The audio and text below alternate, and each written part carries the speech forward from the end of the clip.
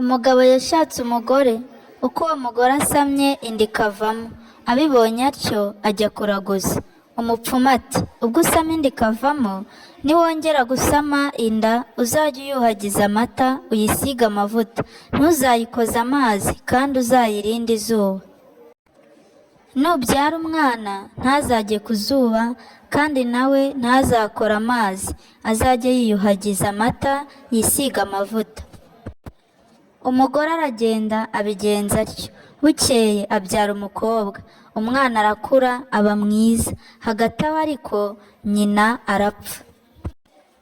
Umunsi umwe umukobwa yicara mu kirambi, afata intango araboha. Se yari yagiye guhiga.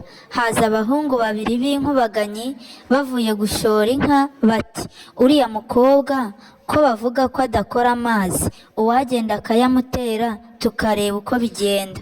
Umwe azana amazi mu ruho akoramo aramutera. Umukobwa ata intango ajya ku gasozi, agenda avuga ati: yemwe bahigi bagiye mu buha bwa ruguru, kera nari umuziramazi, nari mwene Ruringa agahiga i Bugesera. Uko avuga akarigita buhoro buhoro. Se aho ari mu ishyamba abwira abahigi bari kumwe ati: nimufate izo mbwa amayombo niyumvire. Umukobwa arongera asubira muri ya magambo, se ati: uwo ni umukobwa wanjye. Baza biruka basanga hasigaye amasunzu, barayakurura arabananira, barikubura barataha. Hashize igihe, hahandi wa mukobwa yatebereye hamera uruyuzi rweraho igisabo kinini cyane. Wa mukobwa akizamukiramo ariko yigumiramo. Haza abantu bareba icyo gisabo, bajya ibwami bati: nyagasani, hariya hari igisabo, nta wundi gikwiye uretse wowe nyiri u Rwanda.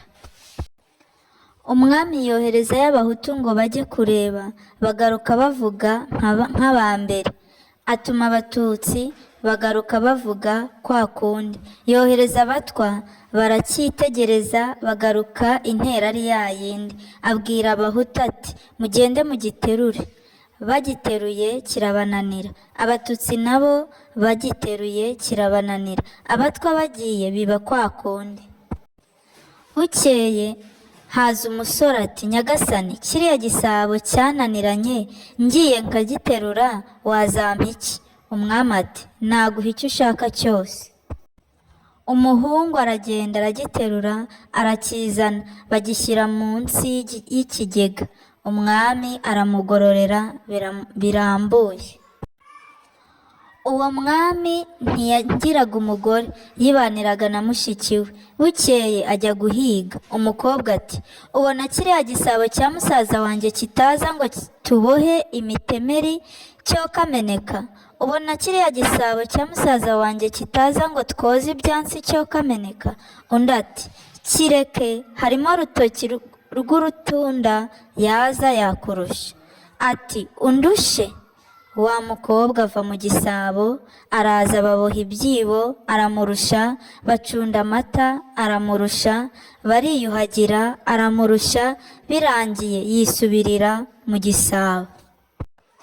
Wa mukobwa abwira umwami ati: muri kiriya gisabo harimo umukobwa mwiza, uzaguma ahangaha wihishe mu kiraro, nzamuhamagara aze, nagera aha uzagende ugiterure ugihishe, azabura aho yihisha maze umufate umurongore. Bukeye umwami ajya mu kiraro yikingiranamo. Wa mukobwa aragenda yicara iruhande rw'ikigega, asubira muri ya magambo, ahamagara wa mukobwa ngo asohoke mu gisabo. Undi nawe asubiza kwa kundi, ndetse avamo araza bafatanya ya mirimo, arongera aramurusha. Umwami ava mu kiraro aterura cya gisabo aragihisha. Umukobwa agarutse arakibura. Umwami amufata ubwo aramurongora, barabana, baratunga, baratunganirwa. Sinjye wahera hahera umugani.